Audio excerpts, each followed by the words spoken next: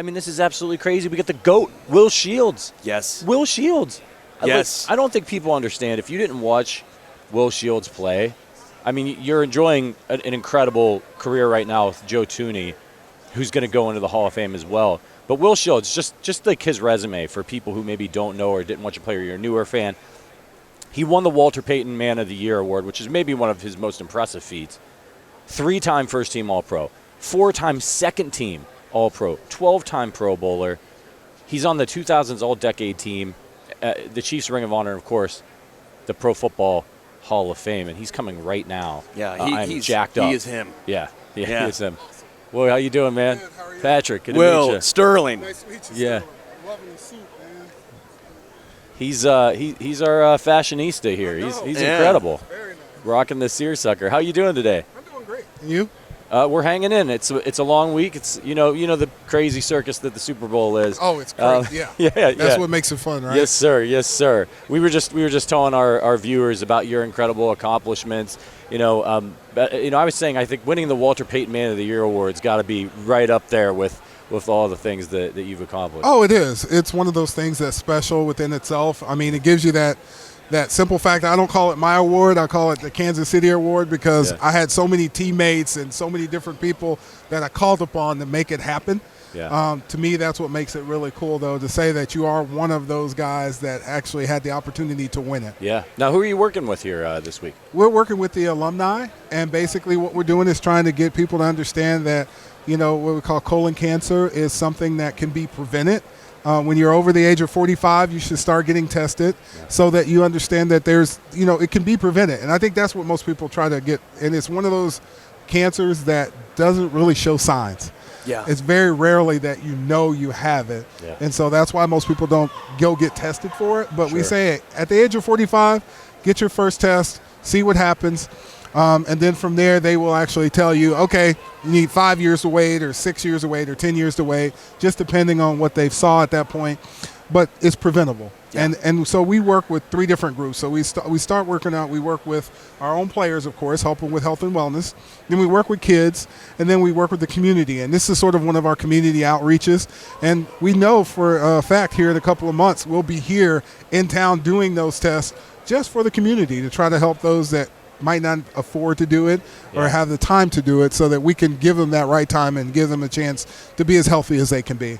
Well, little random here. I don't know if you remember this at all. So I used to be friends with Siobhan growing up. We played basketball in Kansas City together. Okay. I remember going to your house a long time ago, and you had bongos and congos. That's what I remember from your house as a kid. Yes. Hope Siobhan as well. By he's the way, doing well. Yeah. He's still playing ball in Europe. Yeah. He he's somehow doing good. got a little better than me. I think that the height well, all of a sudden went he's to a little him. taller. He's just a little taller than you. But so for Barely. everyone in Kansas City, Will has always been just a really good community-driven guy. I do want to ask you about this current iteration of the Chiefs team, and I do want to kind of compare it to the offensive line that you were on that set the standard, not just for Chiefs offensive line, but I think offensive line play around the NFL. But what have you taken away and seen from especially the interior of traditionally Joe Thuney, Creed Humphrey, and Trey Smith? I think they're 3 guys that's done a great job as far as navigating the spaces that they're being in, and being able to move Thuney outside has been beneficial. Give him an opportunity to go out there and flex a little bit. It's always hard, but he's doing a great job. You'll see him do a lot of different things that you normally won't see a tackle do because he's not a traditional tackle. But for him to be able to, for the team to be able to go and see what these 3 guys have been able to accomplish, it's a great thing. It's a great run for those guys, for sure. Yeah. Can you explain to our viewers who maybe never played offensive line how difficult it is to move? I think some people say, "Oh, you're just moving over one spot." Yeah. Like, how difficult is it to go from guard to tackle? It's pretty difficult because you have an open end for one. Sometimes you have a tight end, sometimes you don't. But your pass sets are different. We call it, as a guard, playing in the phone booth. Right. We have sideboards on either side all the time, and we enjoy those sideboards because we can use them whenever we want to. Sure. Once you get to an edge, you now have the smaller, faster athlete outside of you, where we're used to going against 300, 350 pounders, where on the outside, they're about 260. Sure. And they're blazing fast. So that makes a big difference for us as far as just the speed comparison, not only the size and athleticism. I'm not saying my big guys inside aren't athletic, but they're closer to us. Right. So we can jump on them right away. where when you're in space, it's sort of like that one thing. When you want to dance with somebody, you want to be close to them. Yeah. When they got that space on the outside edge, it makes it a little harder. What about arm length? Sterling brought up when we were talking about, hey, is Joe going to move outside, the length of Joe's arms. How important is that for a guard versus a tackle? Very important, but also I think most people don't realize is more or less how well can you bend and can you slide. Yeah. You can make up for arm space by your footwork, and then vice versa, and I think some of that comes into play when you can actually get to a guy, get closer to him because your arms are shorter, and that also how fast can you get there makes a difference. But it does. They like guys that are long and lengthy, but also can you bend, and I think that's where he's got the advantage, being a guard and a little shorter, to be able to bend a little better than some of the tackles that's been playing that position. When you look at the teams that went far this year, they were all built a lot of times on the offensive line. The Eagles, known for their offensive line. Kansas City, known for their offensive line. Detroit, known for their offensive line. Maybe Washington was the outlier in that regard this year. Buffalo had a really good offensive line this year as well. I think the average fan, though, doesn't always think that. They see wide receiver, they see quarterback, they see running back. What does it take for the average fan to understand the importance of the offensive line? Well, I think it's hard for them to understand that because the quarterbacks are good. They make things happen. I mean, even if you have a subpar offensive line, your quarterback can make up for it, or your running back, or how fast they get the ball out. They can make up for that, and sometimes scheme can also help you with that. And that helps a little bit when you have a little more run play action, which is fake the run and then throw it over the top. Those kind of things make a big difference, and I think each game becomes different. And you got to play to the strength of your offensive line. If you're a running team, run the ball and understand that. Run it as much as you can, and then run play action off of it, which I think a lot of coaches have a hard time with because they don't really want to believe that, hey, these are what really benefits my team because I want to show my quarterback's arm off, or I want to show what this guy does. And I think that's what's hard for us to understand, that each pieces are played in those different ways. But you also got to have the strength of the team over the strength of what you want to produce. Yeah. It's also hard to play, I guess, for offensive line, just RPOs. In regard, because the Chiefs have been recently. They used to run a lot of RPOs. They stopped for a little bit, and now it seems like they brought it back towards the second half of the season, especially with Hollywood Brown back. That's kind of what I noticed these. But for an offensive lineman, what does that do for you guys? RPOs are hard because we are trying to figure out, is it a run or is it a pass? Can I actually come off the ball and actually hit this guy in the mouth, or do I have to slow play and figure out I can't get down the field? Those are the things that makes it hard, and then you always get penalized for it as a lineman. Right. You don't have eyes in the back of your head. Yeah, you're going, hey, I'm down here trying to block this guy, and he throws the ball late because the guy stepped in front of where he wanted to throw it, so you get in trouble. So that's also the give and take of it, of is it worth it to get the win, but also as a lineman, can't just fire off the ball and just, hey, we're going to smash these guys and know it's a run play compared to the RPO piece. But I think that's what makes it hard as offensive lineman, because it's a rhythm. Can you get in a rhythm and actually, hey, I'm going to double team this guy compared to not? Or we're going to do this or that. And that's what makes it hard. So you're sort of stuck in limbo. Yeah. Because, hey, I can block him, but I can only block him 2 yards down the field, but then the running back runs into the back of me.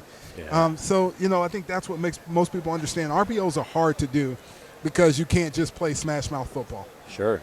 Listen, during your time in Kansas City, you blocked for some really great running backs, guys like Marcus Allen, Priest Holmes. Did you have a favorite guy that you liked blocking for? You just named two guys that were a lot of fun to block for. I mean, we had great running backs, and it was a lot of fun, especially when those two were in the game.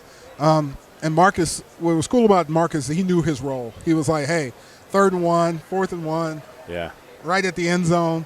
I'm good. That's what I'm going to do. I'm going to get you that 4, 5, 3, get in the end zone, that kind of stuff. Where Priest was a home run hitter. He was one of those guys that was like, Will, give me enough time. I'll get back to you, and we're going to make it happen. And so you knew you had to work on that block longer with specific guys. And what was really cool is that Marcus would actually sit in the room with you and study film with you. And he would ask you, hey, Will, what can you do with this guy? Hey, what are we going to do with that guy? So we already had a game plan going into it. Where, on the other hand, Priest was one of those guys that was like, you just hold him long enough, and I'll get there, and we'll make it happen. And so It was really cool. Before the tush push, I mean, when you guys had Marcus Allen, you guys got down to the 1 or the 2 yard line. It was like a guaranteed touchdown with the line that you had and Marcus. Yeah, we had our favorite play, man. We'd run this little play where we pull around and you get the pancake people on the other side. Yeah, it's fun. It was pretty tough to stop. Well, you had some great running backs you got the block for, but you also played with incredible players on that offensive line during your time in Kansas City, guys like Willie Roaf. What was your favorite combination? Like, what do you think was the best combination of linemen that you had during your time? I don't know if it was best, but I think when we had Willie, Brian, Casey, myself, and John Tate, we weren't bad. Yeah. We weren't bad at all. We were okay. And we were okay. Yeah. I think I might have been able to get a yard behind you. The cool thing about it is that we had our competitions inside of that, right side versus left side and things like that. And I think that's what made it fun. Yeah. What kind of competitions did you have? Oh, man, who's the best side and who does this and who does that. You break down film and say, like, we got more push here than you guys. Exactly. Well, that's why they start on our side and come back to you. I was like, no, that's because I blocked the backside better than you blocked the front side. Do you like watching the explosion of the, especially guard market in the NFL for contract? You saw Robert Hunt get his. Unreal. The talks of Trey Smith and the thoughts that he's going to get. But you're almost seeing the guards becoming just as valuable almost as tackles, or at least the market's starting to reflect that a little bit more. Well, and I think it's because the market has grown so much also, so that the dollars have to matriculate somewhere. And so now it's matriculating back to the guards and everything else. And, I feel bad because, you have the running backs that sort of got put on the back seat for a while, which I think there's going to be an explosion in it next year because they're going to see the value of it. But it's also just figuring out what pieces fit where. And each market sort of grows. And I think some of that comes from, hey, if I got a great guard that I want to keep, if I franchise him, guess what's going to happen? Yeah. He's going to get top of the four lineman money, not necessarily just one. Yeah. So that Trent Williams contracts count. So that's what makes that bubble pop up every time because it's an average of all 5, not necessarily just the 1 or 2. Yeah. Now, I want to ask you about the late great Marty Schottenheimer, who you got to play for. Yeah. Marty is he's the only Hall of Fame eligible coach with 200 plus wins that's not been inducted. What made him such a special coach, and do you think he should be joining you in Canton? Marty was such a unique guy, and he had his mantras and he had his different things that he would pull us into to get us going. He was a defensive-oriented coach, had great defenses with Derek Thomas and Neil and all those guys. So he made it was really an interesting thing because it was almost like me coming from college into the pros, but our pro offense was similar to our college offense. Yeah. Smash mouth football. He believed run downhill, 3 yards in a cloud of dust, and he's happy. You score 14 points, you should win a game. Yeah. That kind of thing. and that's what he brought to the table, and that's the way he believed. Yeah. He believed that you're supposed to be a smash mouth team, and your defense would win the game for you. Yeah. And he built his teams that way, and he was a great guy when he did that. Would you have preferred, though, playing in that style of offense versus even Andy's? Because Andy's, it has to be very confusing for offensive linemen. And most offensive linemen prefer to run block over pass block, right? Yeah, you get to that point. But I think what we really end up getting to was when we had Coach Vermeil. Yeah. That's an offensive-oriented coach. Yeah. And he made it so much fun because your mindset changed. Okay. It was the first coach that said, you can score in 3 plays, score. Yeah. And your mindset should be when we walked into a huddle and say, how many plays you want to score in? 4, 5, 3, or 1? Yeah. And we walk in the huddle and we would talk that way. Wow. So your vibrato became big, your chest became puffed out because, we didn't know we had Priest until that Washington game. Yeah. And that's when Priest sort of said, oh, okay, I'm going to do this. Yeah. We're like, oh, my gosh, who do we have in the backfield? And then that's when we start believing we can score at any time we wanted to score. Yeah. And, and that's what makes a difference. And I think if you get that same mentality on both sides, that's what you become a great team. Yeah. Fantastic. Well, we got to let you go before you do, though. Can you tell us who's going to win the game? Chiefs. Absolutely. I want the Chiefs to win, man. They got to make it happen. Yeah. Going for history. And speaking of history, one of the all-time greats, Will Shields. Thank you, guys. Thank you so much Appreciate for coming by. Yeah. Yeah, and get screened. Colon cancer. Yes. Get your screening. Get your screening. Yeah. Thank you, sir. Thank you.